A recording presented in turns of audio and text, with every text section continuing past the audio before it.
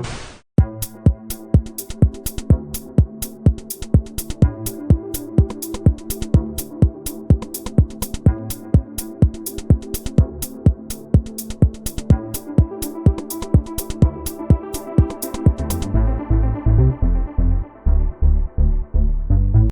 en otra entrega de la entrevista y hoy tengo el privilegio de conversar con Antonio José Ponte, que es narrador, es ensayista, es poeta y por si fuera poco también es vicepresidente, vicedirector del Diario de Cuba. Sí. Ponte, qué privilegio poder conversar contigo Es hoy. mutuo para mí estar aquí con ustedes.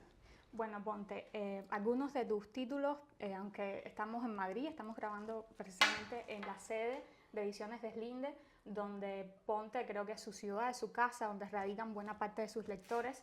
Sin embargo, me gustaría hacer este resumen también por un placer personal. Algunos de los títulos de Ponte son El libro perdido de los origenistas, Las comidas profundas, que se publicó justo en el año en que yo estaba naciendo, y tu compilación de cuentos, que fue el título por el que yo te conocí, que es Un arte de hacer ruinas, que junta buena parte de tus cuentos en un volumen. Dos libros de cuentos. Exacto. Bueno, también La fiesta vigilada.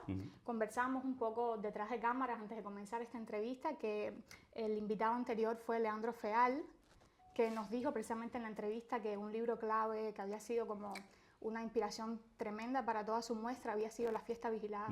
Y yo creo que también desde el punto de vista generacional ha sido un libro clave también para mi generación y para varias generaciones de artistas también. Bueno, pues un poco sobre La fiesta vigilada para la de la audiencia de la entrevista. Rectifícame si me equivoco, pero sería una especie de ensayo de la política cultural cubana, hecho desde tu estilo, que es especialísimo, y también creo que es un mérito, un tema que se ha tratado tanto, o que al menos los cubanos estamos tan acostumbrados a discutir, que tú lo haces de una forma, yo creo que irrepetible, y que ha hecho de ese libro un clásico, creo ya, para varias generaciones de artistas. Ponte, quisiera comenzar también un poco en el contexto de Madrid. Diario de Cuba, el Ponte también, hemos hablado del Ponte escritor, pero ahí llega un poco la intersección con el periodismo. Sí. ¿Cómo ha cambiado el periodismo, Ponte, tu relación con la escritura? Y una pregunta también que sometíamos aquí como evaluación es ¿cuándo vas a volver al mundo editorial? Porque ha habido una pausa también. Sí, ha habido una pausa de más de 10 años, una pausa obligada para mí. Yo la quise, me la propuse a mí mismo, ¿no? Es decir, no es que los editores, bueno, los editores no es que me hayan echado de menos, pero no me han echado tampoco del campo editorial, ¿no? Pero yo estuve, cuando terminé La fiesta vigilada, que la había escrito dentro de Cuba, después lo que he hecho son libros periodísticos, casi lo que vino después han sido libros, compilación de artículos, una edición de compilación de artículos y luego Villamarista en Plata, que es un libro sobre tecnología, arte y una época y política y una época determinada, unos años determinados. Un libro muy datado, muy fechado, en el que yo no estaba haciendo literatura, lo que estaba haciendo era un poco más urgente, ¿no? Entonces me estuve planteando cómo escribir después de haberme ido de La Habana, después de no estar en Cuba. Ahí se abrían varios caminos, uno de ellos era la nostalgia, que puede mucho, con mayor o menor contenido contenido nostálgico, pero volver sobre los años de Cuba, volver sobre mis años de Cuba, es decir, un poco repetirme o revisarme. Eso no me interesaba mucho. Yo creo que la literatura cubana del exilio tiene que desprenderse un poco de lo que en un momento fue que los grandes maestros de esa literatura, sobre todo narrativa, estaban volcados sobre la nostalgia. Pienso en Arenas, que es una nostalgia corrosiva, pero no dejaba de ser nostalgia. Pienso en Cabrera Infante, pienso en Sarduy. Entonces, ese no es el camino que a mí me interesaba más no convertirme en un escritor madrileño, porque no puedo ser un escritor madrileño del mismo modo que era un escritor habanero, aunque yo no soy nacido en La Habana, pero como saben, la mayoría de los que estén viendo el vídeo, que sean cubanos, saben que los escritores que han escrito La Habana casi siempre han venido de fuera de La Habana. Son unos usurpadores ahí, provincianos, que se meten a hacerse los capitalinos, y de eso sale, de ese enredo identitario sale la literatura, quizás las mejores páginas de... Incluso Carpentier no es habanero, como saben, es suizo. Entonces, el único habanero así que altamente reconocido, Lezama Lima. Pero el resto de los que han escrito sobre la ciudad, muchos no eran nacidos en la ciudad, son recién llegados a la ciudad. Un poco son Lucien de Rubempré, viéndoselas con París, ¿no? Como en las novelas de Balzac. Entonces, yo tenía que, ese era un camino. Y el otro camino era un poco resumir lo que ya yo había hecho, que también me cansaba. Ya yo no podía volver a las ruinas, no podía volver al... entonces lo que hice fue detenerme y esperar y leer, seguir leyendo, seguir pensando, seguir anotando cosas, seguir imaginando también y empezar a imaginar otros proyectos. De eso tanto tiempo detenido, ahora tengo un montón de libros que deben ir saliendo. Es decir, el año que viene sale una novela, que ya se está traduciendo al francés, la publica Gallimard, lo puedo anunciar. Debe salir un libro de poesía también, que llevaba mucho tiempo también sin publicar poesía. Bueno, publicaba en revistas y eso, pero no libros. Y otros libros pendientes. Hay una novela de la cual yo he hablado en alguna entrevista sobre la vida de Denise Viapol, la cocinera, la maestra del recetario cubano y del recetario cubano precastrista y castrista, ¿no? Y varios proyectos. Entonces estuve detenido, pero por yo creo, preguntarme desde dónde iba a escribir, desde dónde iba a decir lo que tenía que decir, tratar de no repetirme y tratar de buscar fórmulas que fueran, vuelvo sobre Cuba siempre, pero fórmulas que sean más imaginativas que las que hubiera tenido en el momento si me hubiera empezado a escribir en ese momento. Entonces, toda esta pausa me ha servido primero también para no desesperarme, porque hay una sensación agrícola de que hay que estar cosechando todos los años, tener una cosecha sobre las... Yo soy más mineralógico en ese sentido, a mí me interesa más excavar minas, cerrar las minas y volverlas a explotar. Entonces, eso me dio también una sensación de crítica al mercado también, de no convertirme, no salir de la inanidad cubana para entrar entonces en la hiperproductividad del mercado que dicta cosas y no cumplir tampoco con los tópicos que el mercado dicta, ¿no? Uno se convierte un poco en una cacatúa tropical si empieza a responder a lo que el mercado español quiere sobre un escritor cubano. Sí, justo creo que me has respondido un poco la segunda pregunta, pero me gusta mucho que señales esto porque Madrid, concretamente España, en realidad tiene un mercado editorial enorme. A mí me sorprende mucho también la cantidad de libros que se imprimen, que esto también está muy relacionado con el papel y la cosa ecológica, pero bueno, la verdad que la industria del libro aquí es muy fuerte. Muy potente. Y yo creo también que esa cantidad que se le exige a los escritores inevitablemente va a afectar la profundidad. Y bueno, por supuesto que yo creo que los títulos que tenemos estudios, si algo te caracteriza es la investigación, uno siente que se está como asomando a algo que siempre es más profundo incluso de lo que tú lo estás narrando, ¿no? Y no me gustaría perder esa sensación. A mí me interesa escribir libros que se relean. Hay un momento en el libro de Bioy Casares sobre Borges, que claro está lleno de ocurrencias de Borges y hay pocas ocurrencias de Bioy Casares. Una de las ocurrencias, una de las butadas, una de las frases de Bioy es que los libros existen para ser releídos, no para ser leídos. Entonces, la idea de que un libro no se gasta en una lectura, que hay un pozo ahí que hay que estar averiguando después cuando... Entonces, en ese sentido, yo creo que tú no puedes escribir un libro, al menos esto es una superstición personal, no, porque esta superstición es desmentida por ejemplos magnos, pero de la literatura mundial. Pero yo creo que no puedes dedicarle poco tiempo a un libro, escribirlo a la ligera y pretender que los lectores después se tomen el tiempo de releerte. Para tú ser releído, tú tienes que ser reescrito también, tú tienes que pensar más en la escritura. Entonces eso también es una apuesta, digamos, es una apuesta de reciprocidad. Yo le doy al lector algo en lo que he pensado mucho y quiero que el lector me reciproque leyendo algo muy detenidamente o pensando, deteniéndose y volviendo sobre él. Entonces eso es algo que he intentado siempre, ¿no? la producción de libros españolas es abismal. El otro día estaba leyendo, hay creo que 250 títulos diarios, ¿sabes? De todo tipo, ¿no? De todo tipo de libros. Entonces, la lección de humildad que uno encuentra cuando se enfrenta a una librería española es arrasadora. Es como, es luchar contra un huracán lo que te toca, ¿no? Porque lo que encuentras es, primero, la negada mesa de novedades, que es con la que te vas a tropezar. Entonces, también la cantidad de escritores, no escritores, que están metidos en el negocio, de gente, estrellas de televisión, claro, ese tipo, que no tengo nada en contra de eso, eso me parece muy bien, porque ellos tienen sus lectores que yo no se los pretendo arrebatar. Yo no hay por ese lado. Para que en mí, realidad ellos son quienes solventan la industria de los escritores fantasmas, porque sí, contratan personas claro, para que escriban claro, esos claro, libros, claro, y es claro, algo como... claro. Sí, lo que pasa es que también yo he pensado que triste es ser un escritor fantasma, ¿no? Yo he conocido a algunos, se corporeizan de vez en cuando y conoces de vez en cuando a un escritor fantasma, ¿no? Entonces, este tipo de lección de humildad que se convierte, como en los egos de escritores, es una mezcla de humildad y egotismo. Después tú decides que tú te tienes que hacer fuerte para enfrentarte a esa ventolera con la que te encontraste, ¿no?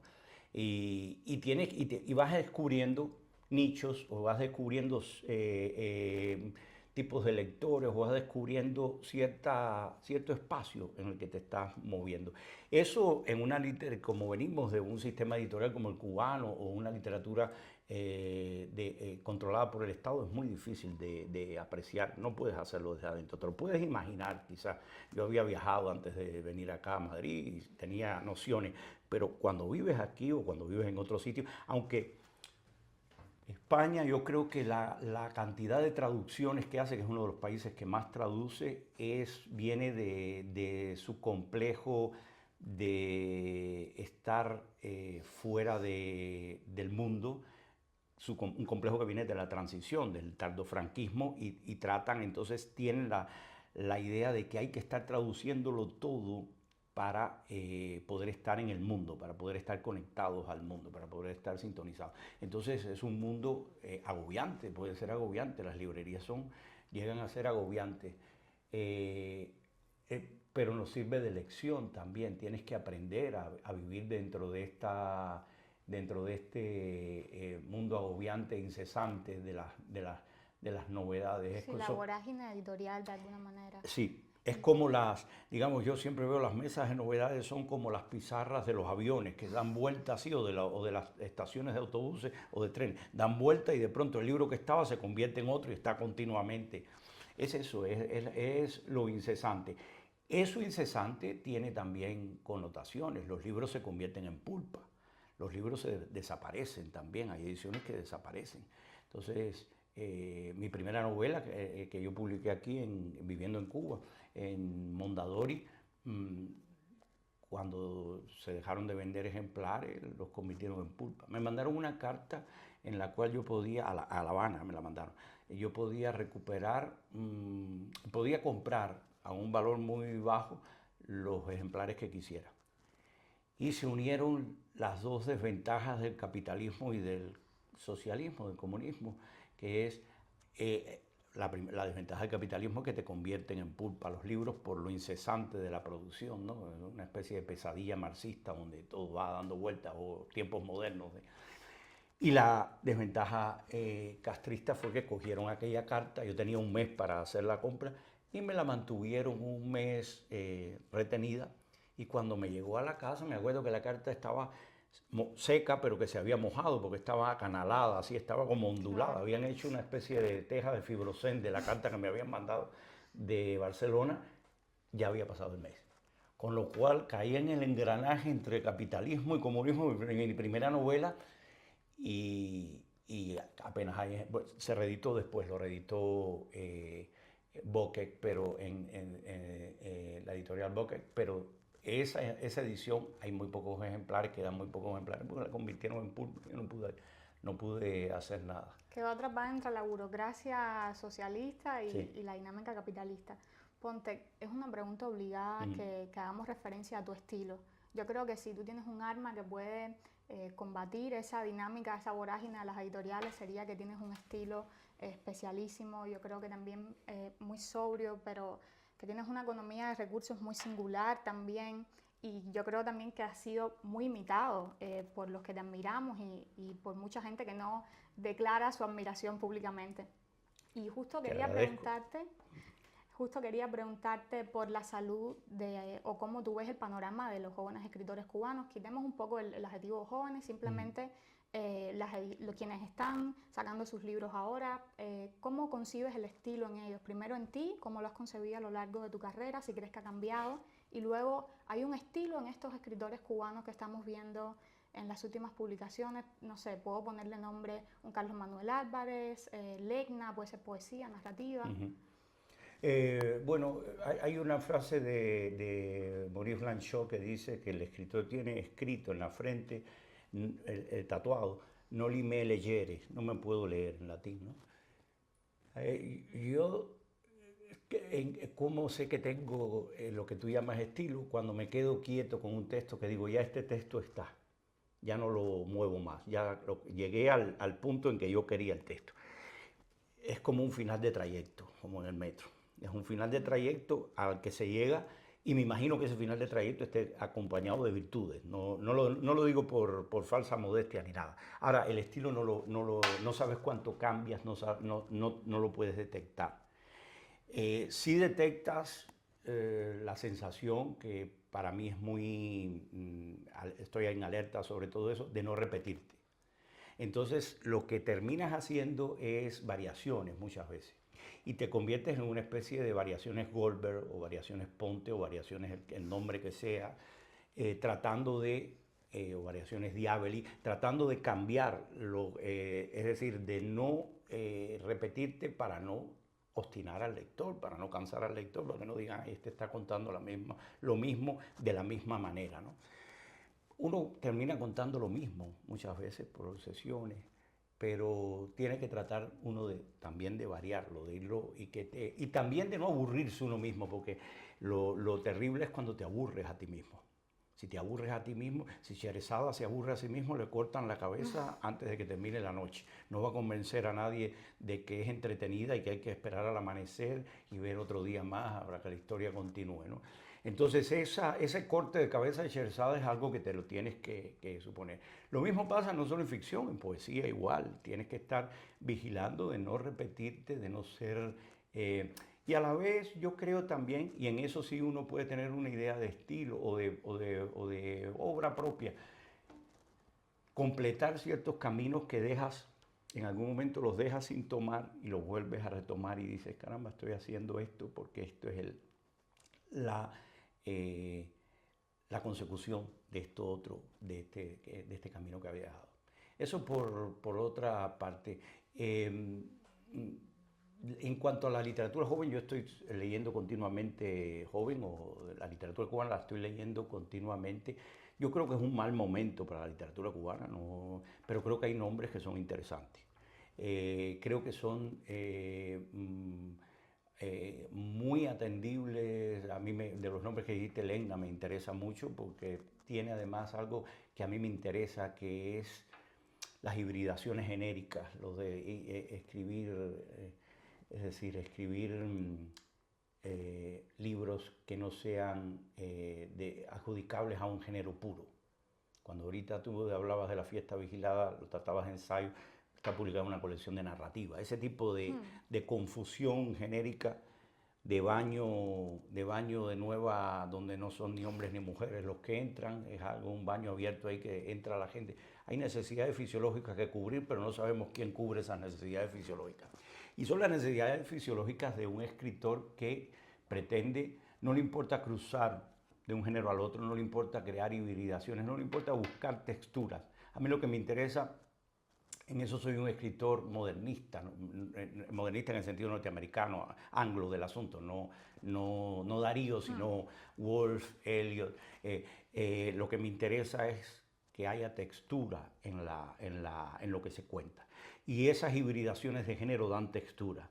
es como una alfombra, dan como la idea de la alfombra, las alfombras te gustan, digo, al menos yo siempre tengo la curiosidad, cuando veo una alfombra bonita, me gustaría cogerla por la punta C y virar a ver cómo es el tejido por el otro lado, en vez de la trama, que era lo que hay una historia de Henry James sobre el revés de la alfombra, ¿no? El revés de la trama que tejieron, pero es lo que cómo ha sido tejido todo, cómo ha sido conseguido. Eso me interesa. Yo creo que Lehna lo tiene. Hay otros escritores que también me interesan. Creo que Lehna me empezó a interesar por la poesía y después he leído narrativa de ella. No he leído su teatro, que no lo conozco, pero y leo sus crónicas. Y bueno, es un gran momento, yo sí creo, para las crónicas. Como periodismo no me llama mucho la atención. Como literatura sí me llama la atención.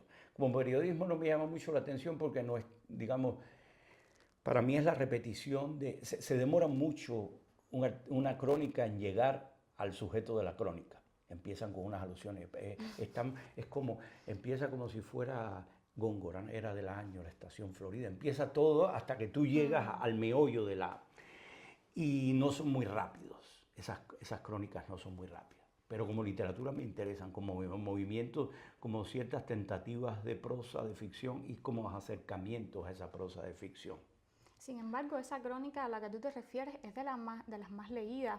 Yo siento que el periodismo narrativo cada vez es como más buscado. Y yo creo que es un añadido de las jóvenes generaciones de escritores, aunque hay algunos que no son tan jóvenes, a la literatura cubana o al periodismo seguro. A la literatura si consiguen pasar a la literatura. Porque tampoco es que estemos hablando de Truman Capote, Guy Talés, no son Jan Didion. No, quiero decir, estoy exagerando la nota, pero el asunto es ese, el asunto es convertirte, que lo que tú escribes como una crónica en una publicación digital o en papel, sea leída cuando pase el tiempo periodístico del asunto, pueda volver a ser leída, como leemos a Guy Talés, como leemos a Jan Didion, como leemos a Capote. Entonces, en ese sentido, yo creo que la atención sobre la realidad cubana de esa confluencia de periodismo y narrativa es interesante. A mí me ha interesado. Confieso que también creo que es un camino que se está cerrando ya, porque está demasiado transitado y que haría falta que saltara a otro, pero bueno, eso es algo. Pero dicho esto, es un momento en que la poesía sigue siendo, sin que sea un gran momento de poesía, pero la poesía sigue siendo para mí lo más interesante de la literatura cubana. Lo más sostenido de la literatura cubana. Quizás otros fenómenos son más interesantes, esto que estábamos hablando de la prosa, la crónica periodística o literaria, pero la poesía sí tiene un diapasón más grande. Sí, ahora que tú también como has dado este panorama me queda como mucho más claro, pero yo sentía como una especie de furor por las crónicas, que las disfruto mucho como lectora también porque mi experiencia con el periodismo era muy plano, el que promulgaba la Revolución Cubana, que era un periodismo soviet prácticamente, y de repente leer un periodismo como más narrativo fue agradable, pero es cierto que hace falta que mute de nuevo. Hace falta que mute, hace falta que se haga más rápido, yo creo que se haga más, tiene que inyectarse de virtudes del periodismo norteamericano, en el cual tú no tienes de antemano ganado la curiosidad del lector. La curiosidad del lector se marchita instantáneamente. Entonces tienes que crear frases y tienes que crear perspectivas y modos de mirar lo que tú vas a contar que involucren al lector de inmediato. Que no pueda zafarse el lector de ese... Es como una pelea con un caimán. Tienes que tratar el caimán te va a tratar de agarrar. En este caso el escritor es el caimán, la pobre víctima del caimán es el lector, ¿no? Entonces hay que tratar de agarrar con zarpas al lector y que no se vaya. Y se demoran mucho a veces las cosas. Se tramita demasiada la crónica, una crónica tramitada. Tú empiezas a leer el primer párrafo y te encuentras con alguien que te dice, no, compañero, venga mañana. Es como, te encuentras con demasiados recepcionistas antes de llegar a la entrevista que tú quieres o al personaje que tú quieres. Entonces, hay que expurgar toda esa burocracia que es estilística, por otro lado, pero que son compensaciones que se da un escritor. Eso hay que también saberlo, hay que tachar mucho.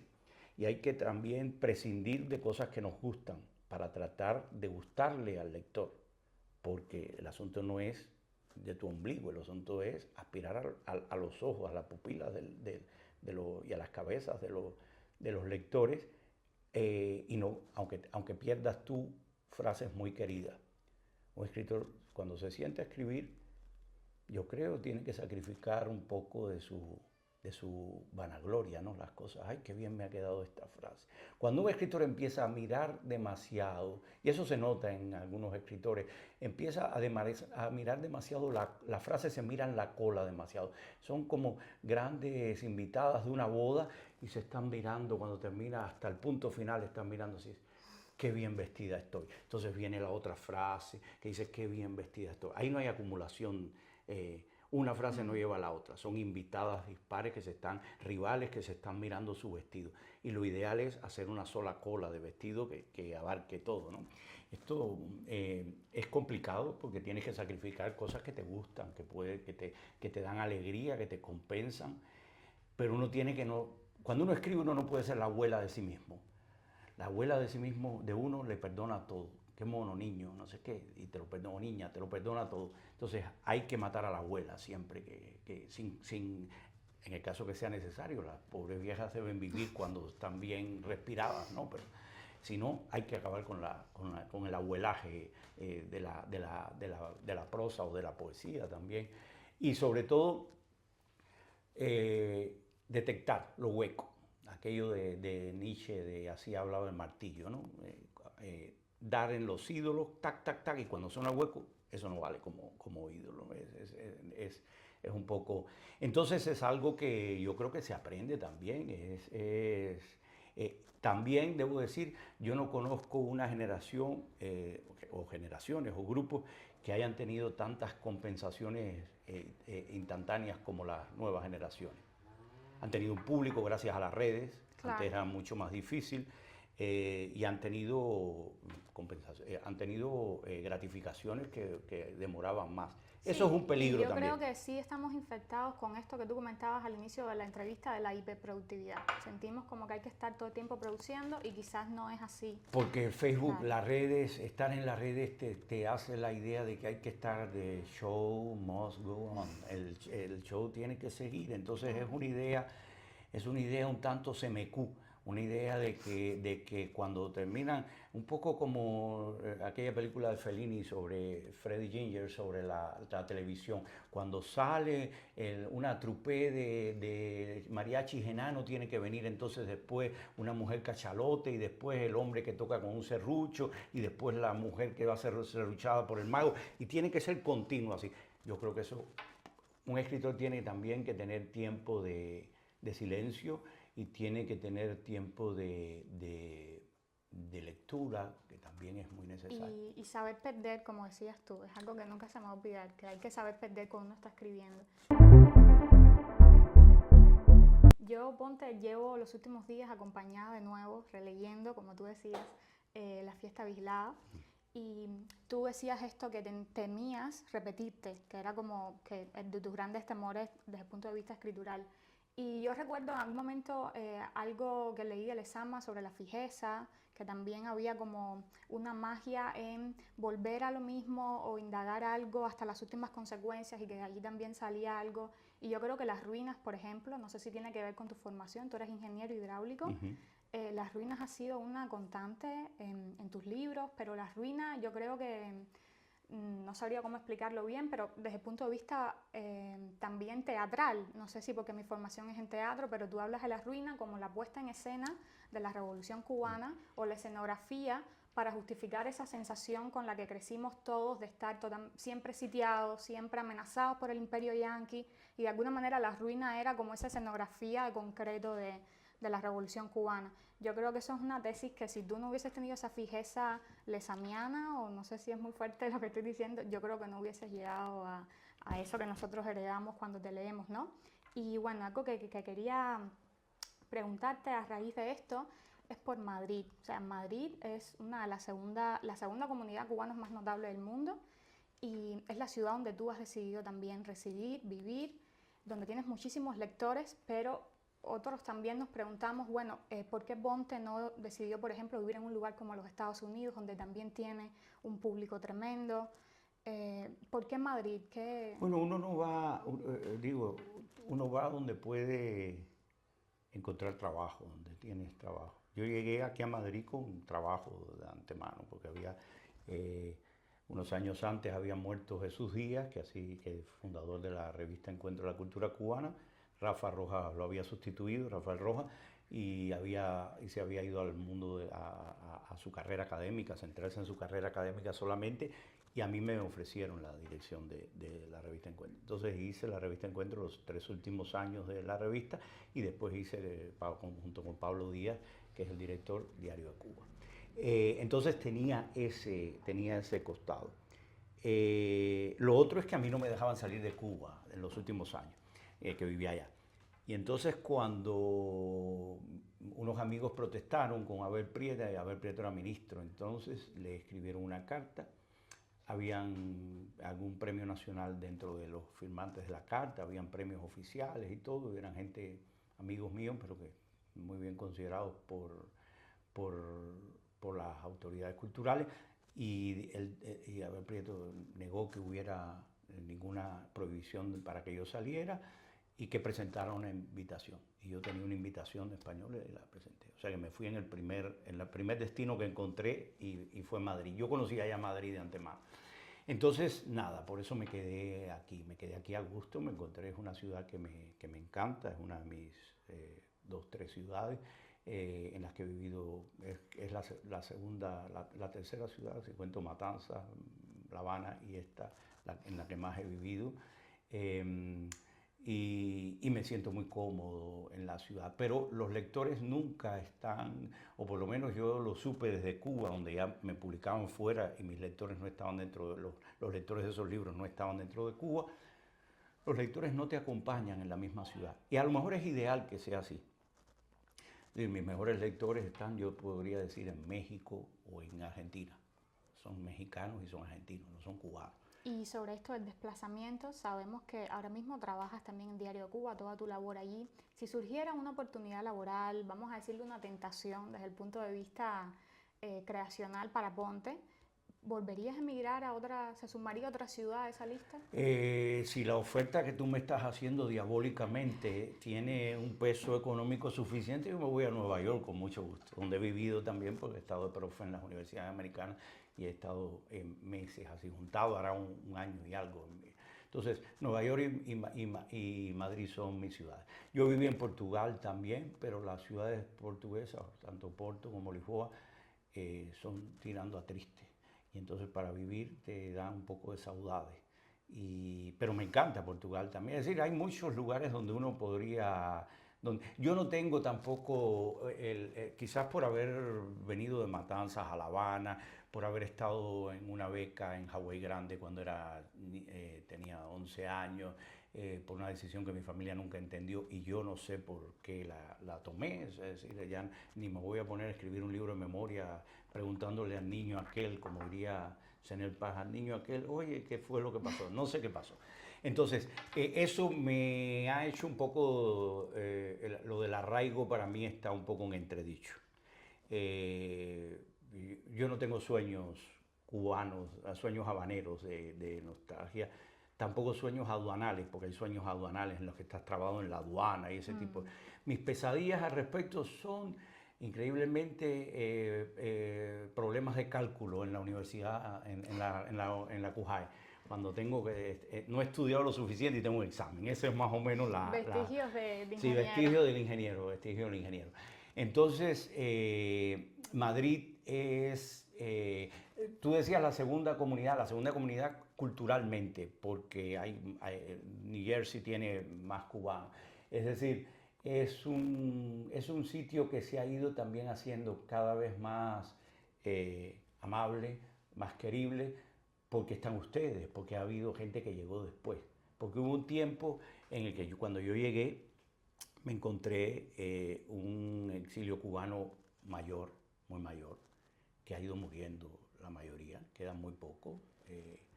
Y hubo un momento entre las muertes de estos y la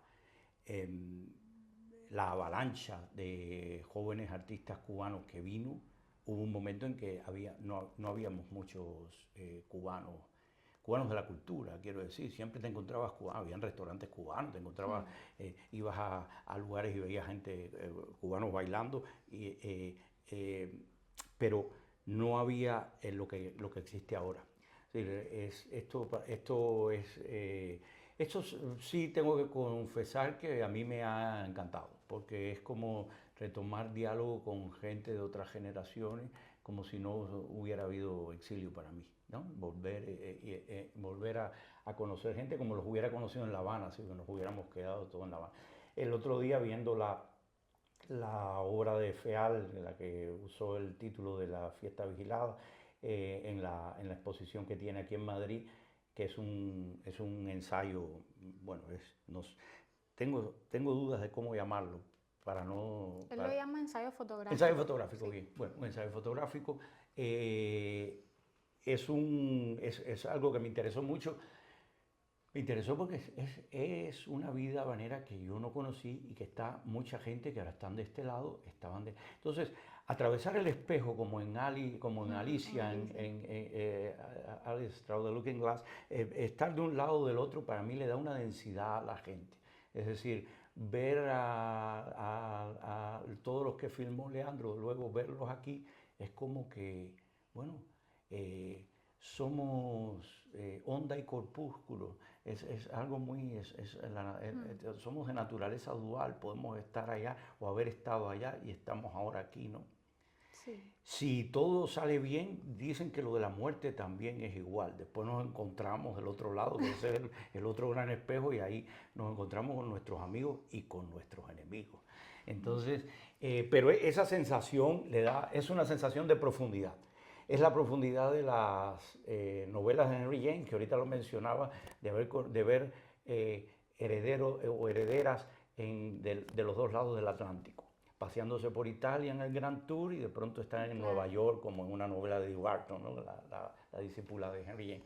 Entonces, en ese sentido, para mí sí es importante Madrid, por la concentración actual que tiene. Pero hubo un tiempo en que no había casi nada.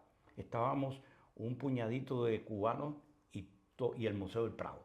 Entonces, de pronto ahora, entre los enanos del Museo del Prado y todos los Goyas y todo, y nosotros, llegaron un montón de artistas cubanos que además yo los estaba siguiendo en las protestas frente al Ministerio de Cultura, las protestas alrededor de Tania Bruguera, los estaba siguiendo. O sea que para mí eran viejos conocidos a los que acababa de conocer cuando llegaron acá. Ha sido muy grato, me ha gustado mucho, me sigue gustando, me parece a veces, me da una gran alegría el día de la exposición de la inauguración de Leandro, en lugares así que me encuentro con mucha gente así, es como si no hubiera salido de Cuba, es como si todo estuviera... Justo de eso quería conversarte también, no sé si este estado de opinión tú lo conoces, pero yo no tengo ningún tipo de pena en decir que esta ha sido una de las entrevistas más afectivas para mí, de que te admiraba muchísimo, he estado muy nerviosa todo el tiempo también. Y yo creo que responde a que mi generación y varias, y más los que tenemos que ver con el arte, te vemos como un referente enorme, como una especie de celebrity en el mejor sentido de la palabra, en el más literario y artístico. Y cuando tú llegas siempre es un regalo que estés en las exposiciones, en ese tipo de lugares. Entonces yo, para no ser tan rosada, me di a la tarea de gente que ha pasado por la entrevista, otros invitados, preguntarles un poco sobre ti y que me lanzaran algunas ideas al azar.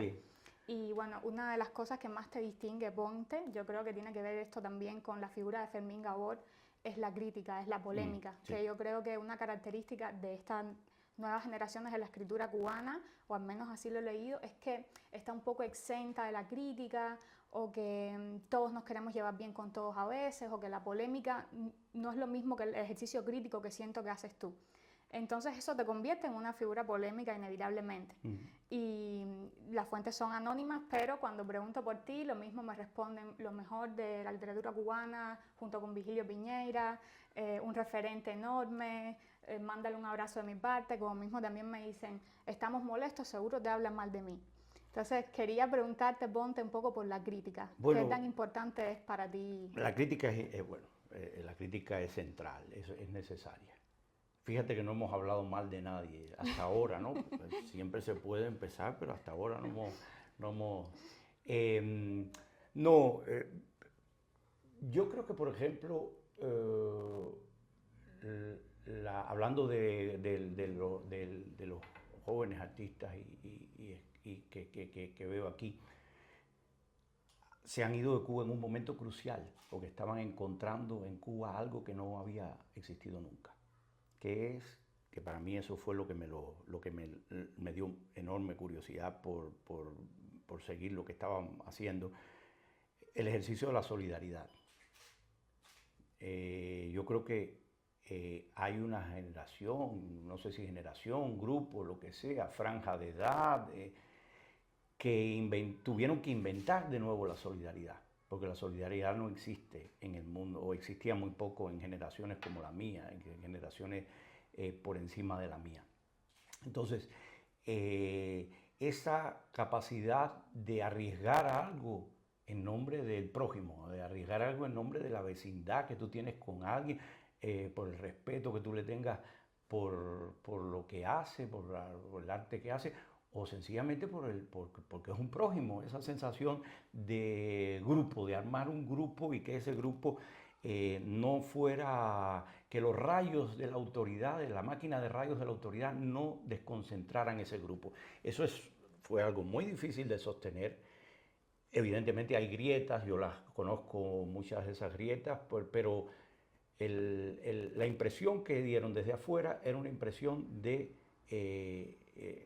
gente preocupada por el prójimo. Y eso no existe mucho en el mundo del arte, en un mundo del arte en el que, al contrario, todo es división y todo apela a la división. Ahora bien, la crítica es vista dentro de ese mundo de unión falsa que hay en Cuba, como que la crítica viene a ser el aguafiesta de esa unión que debe haber.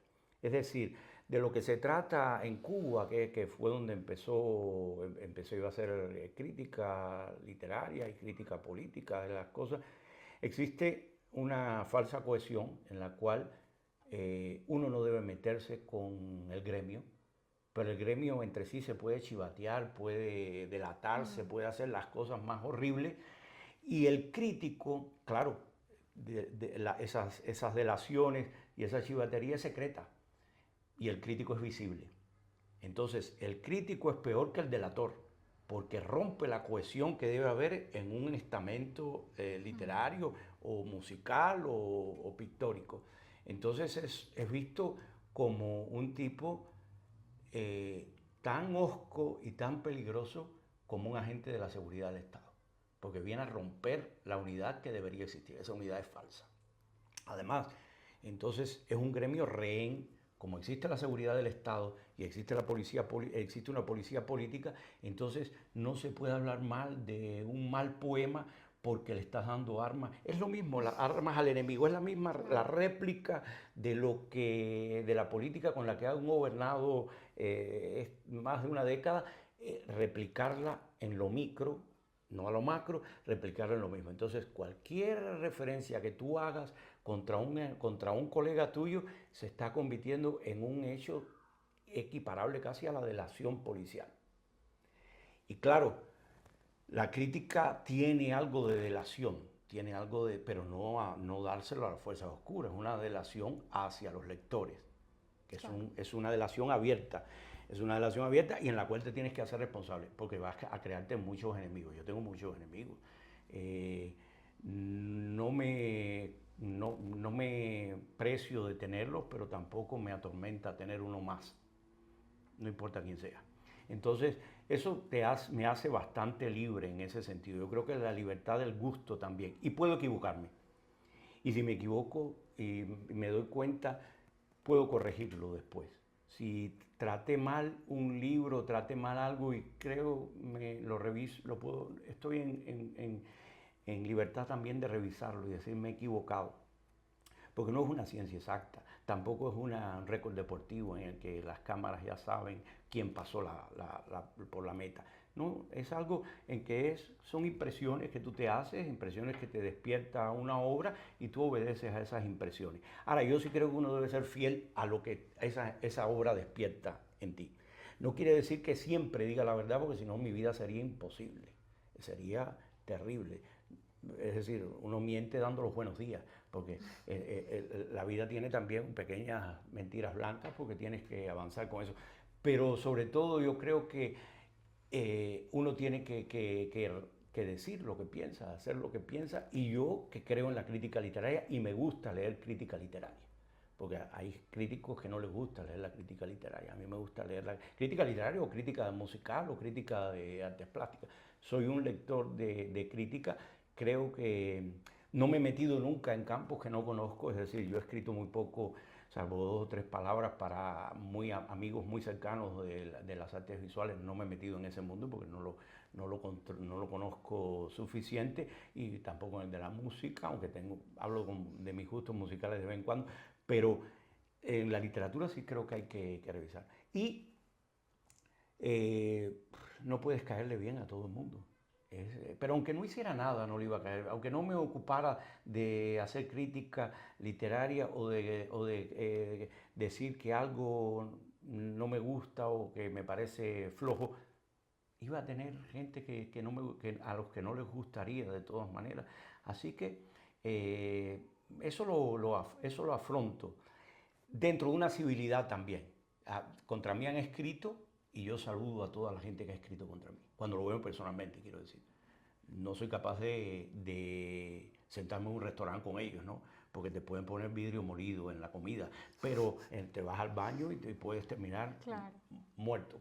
Pero existe la civilidad, y yo también aprecio cuando yo escribo en contra de una obra, y esa persona después que me ve tenemos el trato mínimo, pero ese trato mínimo da la medida de la civilidad. Y es algo que le falta también a la cultura cubana. La idea de que cuando escriben contra ti, a menos que hayan ataques ad hominem, a menos que se metan en tu vida privada, a menos que te mienten te mencionen la madre o cosas así, bueno, yo creo que hay que aguantar. Nosotros hacemos obra pública y la obra pública está abierta a toda la crítica. Entonces hay que aguantar lo que venga. Y el músculo crítico también lo tenemos como adormecido de alguna manera, y yo creo que todos los que disfrutamos leer crítica y disfrutamos la crítica de esa literaria, artística, la que sea, te agradecemos muchísimo que tú hayas aguantado de alguna manera los palos de ser coherente contigo y con tu juicio crítico también. Gracias. Y Ponte, quería un poco terminar conociendo quizás un lado más personal de ti, si tú me lo permites. Quisiera saber si profesas alguna fe y alguna especie de ritual que te ayuda a conectar contigo mismo. Con ritual no te imagines que es nada chamánico, el que tú creas. Me gustaría que fuera chamánico, pero no he podido acceder a esos niveles. No, yo tengo fe, yo tengo una fe muy difusa, es decir, y muy cambiante. Hay días en que estoy seguro de la existencia de Dios, y días en que y días en que puedo ser monoteísta, y días en que soy politeísta, y días en que no creo que exista otra vida posible y que esta es la que hay. Es muy variable. Me encanta la pregunta porque esas preguntas nunca se hacen. Casi nunca preguntan por la fe. No puedo decir que soy un agnóstico, no tengo ningún linaje reconocido ni declarable que pueda decir pertenezco a esto. No, es muy meteorológico, es cambiante para mí. Hay días nublados y días claros. Y me gustan los días nublados, no quiere decir que cuando esté claro el día es que crea que la mano de Dios está lanzándonos su maravilloso sol, Akenatón. No, es muy cambiante. Creo, eso sí, que si tuviera una religión, es la religión de la tradición artística. Creo que sí hay una conexión con maestros con los cuales no vas a tener, esto no tiene connotaciones espiritistas, es decir, Borges y yo no nos vamos a ver nunca, pero saber que existe Borges, saber que yo puedo decir que yo admiro a Borges, que releo a Borges, que admiro a Lezama, que releo a Lezama, que admiro a Octavio Paz, a Piñera, eso me hace antiguo, me da idea de conexión cósmica y si hay algo chamánico es eso. Es la idea de que una idea, primero que no debe compararse con ellos. No voy a llegar nunca a la altura de ellos, no puedo llegar a la altura de ellos. No puedo ser Quevedo, pero saber poemas de memoria de Quevedo, pensar en Quevedo de vez en cuando, no como Borges decía que no había día en que no pensara en Chesterton, esas son, Borges, como era ciego podía tener esas obsesiones que son interiores, internas. Eso sí, yo creo creo que hay una fe en mí, en eso, en la fe de que estamos conectados o que uno trata de conectarse, y en eso sí creo que, por ejemplo, hay de ahí depende de la honestidad intelectual de uno, depende esa conexión. Si hay mala o buena conexión, como en internet, depende de la honestidad intelectual que tú tengas para acercarte a los maestros, maestros que pueden ser muy antiguos. O sea, ahora estoy leyendo Al Kilo con una traducción nueva que salió al inglés. Es decir, es la conexión. Me interesa muchísimo. Soy entre la bronca entre Proust y Saint-Beuve, soy sanbeviano. Me interesan las biografías de los escritores que amo, y incluso de los que no amo. Me interesa el leer todo lo que sea sobre ellos, porque siento que son patronos, santos, daemones, dioses, lo que sea, con los cuales estoy conectado. Colegas magnos a los cuales nunca voy a llegar, pero que esa es una parentela que hay ahí. Sí, una conexión invisible. Claro, claro, la fe en la posteridad, que es también meteorológica y cambiante, pero que hay días en que yo sí creo que voy a ser leído dentro de unos años. Entonces, y esa es mi idea. Nunca he escrito pensando que esto es un jaboncito que se va a gastar, un jaboncito de hotel que se va a gastar al segundo baño. Yo quiero que el jabón sea tan duro como un batey o un nácar, en la época en que yo lo recuerdo que eran jabones muy duros, ¿no? En ese sentido, si tú crees en la posteridad, aunque sea intermitentemente, eso te hace de algún modo, eso es una especie de religión o de credo que uno tiene, ¿no? Y soy un lector de literatura mística y un lector de oraciones, y de vez en cuando ejerzo el derecho a la oración y de vez en cuando voy a la iglesia. Estoy bautizado, creo que el último de mi familia que se bautizó, de los niños de mi generación, porque después se fue complicando todo, pero yo estoy bautizado, pero nunca he tenido una fe tan cierta en Dios o en dioses como las que tengo en Shakespeare, en Borges, en Safo, en Alquíloco, en Quevedo. ¿Y alguna manía antes de comenzar a escribir? No, ninguna. Así lo siento porque me gustan saber las manías de la gente. No puedo confesar ninguna. Sí tengo una, pero eso no es una manía, no es una manía, es más bien es una antimanía, que eso lo llama, Roland Barthes habla del mariposeo. Es decir, te pones a afilar un lápiz, cuando estás escribiendo un lápiz te pones a regar unas plantas si tienes plantas, le echas comida a un gato si tienes un gato, empiezas a mirar eso, consulta Facebook a ver qué mal dicen de ti o de quién están hablando mal o bien, y entonces todo eso es postergando el momento. Pero yo siempre considero que para esto tengo un esquema que lo encontré en Masa y Poder de Elías Canetti, que es la idea que él tiene. Después yo no la he visto corroborada en libros de viajeros, pero no dudo, no creo que sea apócrifa. Es la idea de los peregrinos a la Meca. que llegan a un punto antes de la Meca, ven la Kaaba desde donde están, es decir, la Gran Piedra la ven desde, digamos, lo que sería el Monte del Gozo aquí en Santiago de Compostela, ves el templo ahí, estás a unos metros del templo, pero ahí la gente, los peregrinos se posan ahí y esperan, no saben qué están esperando, hasta que hay alguien que tiene una señal, da un grito y empieza a correr hacia la Kaaba y ahí se aplastan unos a los otros, pueden morir gente. Esto lo cuenta Canetti, no sé de qué época, no recuerdo, tendría que revisar más y poder, pero esa misma idea de acercamiento a la Kaaba, a la piedra sagrada, es la que tengo con la escritura. Puedo estar mirándolo, pero no perderla de vista, ahí está la Kaaba. Sí, pero yo estoy dando vueltas, estás ahí aposentado, estás como si fueras haciendo un picnic en una colina cercana. Y de pronto se queda atrás la manta del picnic, todos los platos y todo, y tú corres hacia lo que iba. Esa es mi idea del asunto. Entonces, todo floreo y todo mariposeo, como decía Abate, es pensando siempre en que voy a volver y voy a ponerme a escribir.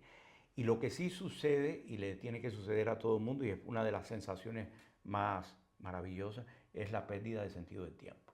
Entras y ahí ya te demoras en entrar, no quieres entrar, suponiendo que le estás remoloneando, no te quieres meter. Pero cuando te metes, el tiempo se pierde y es un trance, es una idea un poco que lo buscan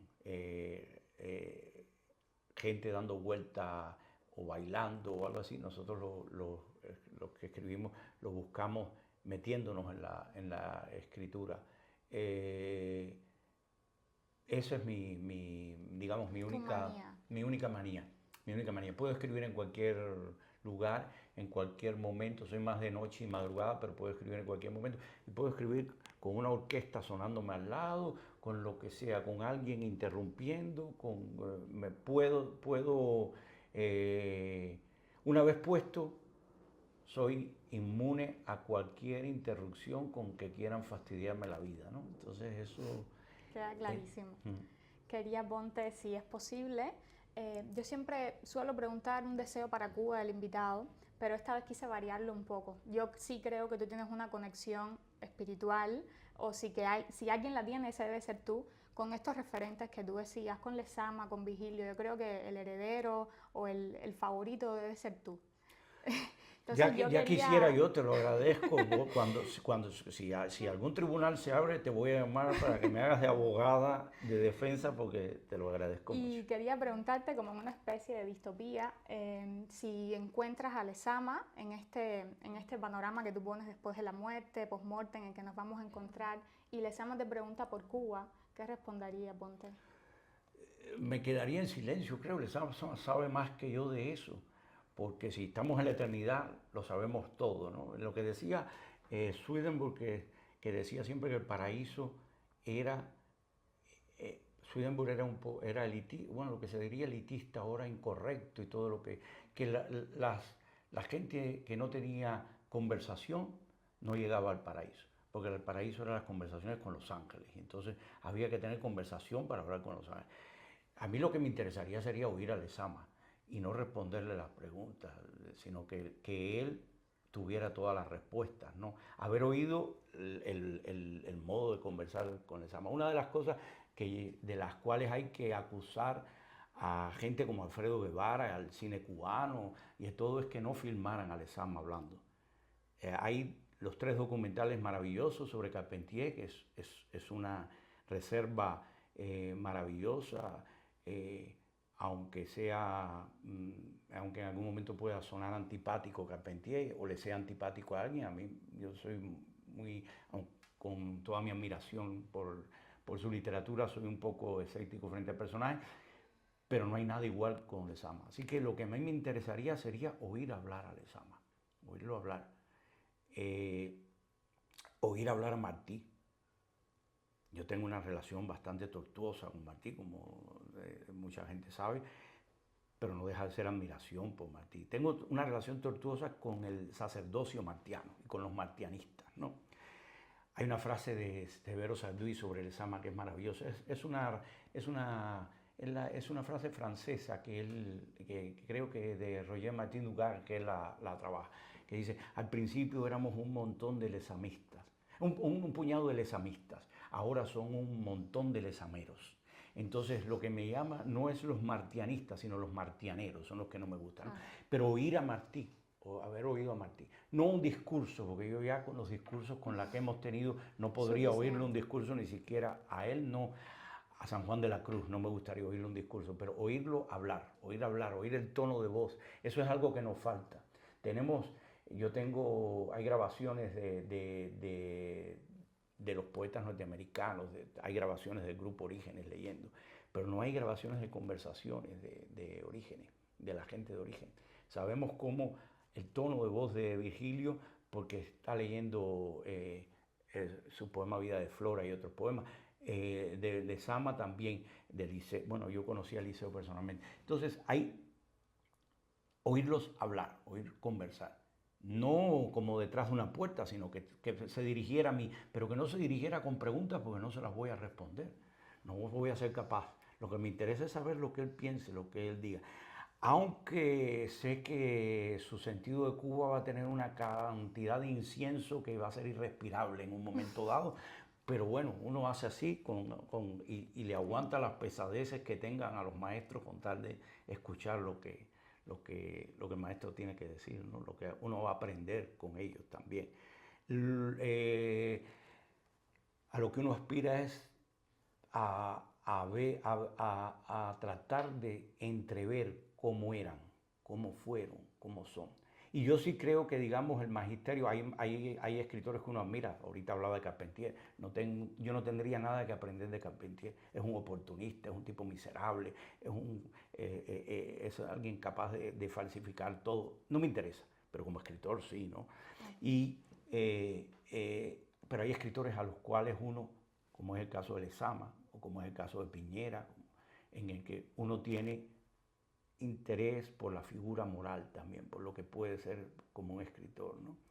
En ese sentido yo pienso que, por ejemplo, que nosotros tuvimos la desgracia de ser sovietizados, pero tuvimos la suerte de que esa sovietización creara figuras equivalentes a las de Aimátova o las de Brodsky o las de Svietayeva dentro de la cultura cubana. Las figuras de Virgilio y de Lezama son figuras metidas en una presión sovietizante que responden, como en la gran tradición rusa también de los escritores, que enfrentan el poder. Entonces, eso es una suerte que ojalá no hubiéramos tenido que tenerla, ojalá que la historia hubiera sido otra, pero puesto ya en esa tesitura histórica, ellos son maestros de lo... El hecho de no haberse doblegado a denunciar, el hecho de escribir, aunque estuvieran escribiendo, sabiendo que estaban bajo censura y que iban a morir sin poder sacar en los libros de Cuba y todo. Esa heroicidad, por decirlo de un modo rápido, para mí es conmovedora. Muchísimas gracias, Ponte, a ti y a ustedes por haber aceptado estar aquí hoy. A ustedes por tenerme aquí y a ti. Y también agradecer al espacio, a la entrevista, a Ediciones Es Linda, por propiciar este tipo de diálogo también desde el punto de vista personal. Y bueno, si esto que tú citabas de estar en el paraíso, que el paraíso era estar en conversación con Los Ángeles, pues yo llevo este tiempo de entrevista en el paraíso con Antonio José Ponte. Gracias. Y ojalá que ustedes hayan estado igual de hipnotizados y fascinados como yo he estado hoy con su presencia aquí. Gracias Elena, gracias a ustedes.